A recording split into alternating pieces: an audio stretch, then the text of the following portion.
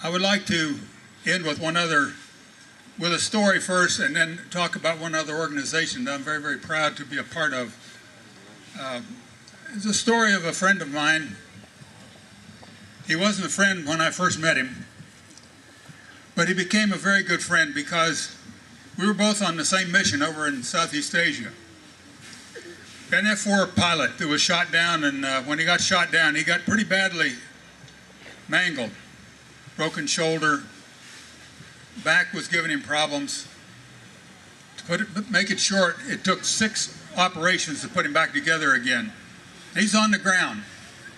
Now, when we rescue somebody, we can't bring the A-1 Skyraider, which is a propeller-driven aircraft I have on my back, and pick them up. We could just lower the hook and grab them by their seat of their pants, but it would be pretty shocking for them.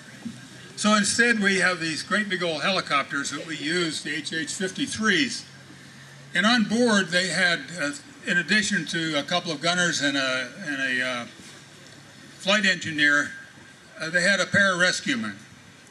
And the job of that pararescueman is somebody couldn't get onto this little piece of metal that we lowered down into the jungle. He would go down and help them.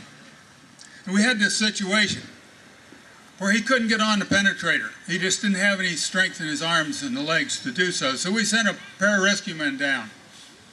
And while he was down there, there was such intense fire from all around the area that the helicopter was damaged where he couldn't retract the jungle penetrator with the hydraulic hoist.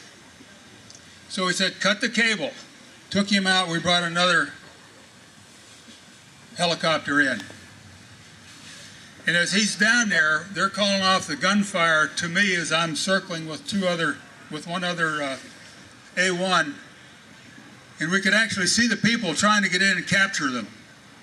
And I think that's the first time in my flying career that I've actually seen my bullets hit somebody on the ground. But we stopped them. We kept them away from those 2 people.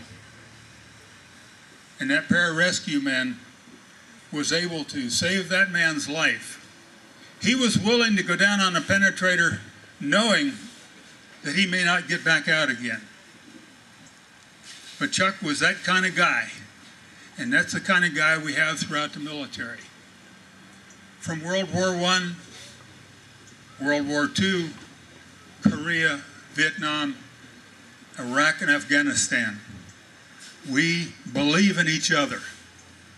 My father told me tales of how the best friends they have in the world after World War II were the guys that they served with.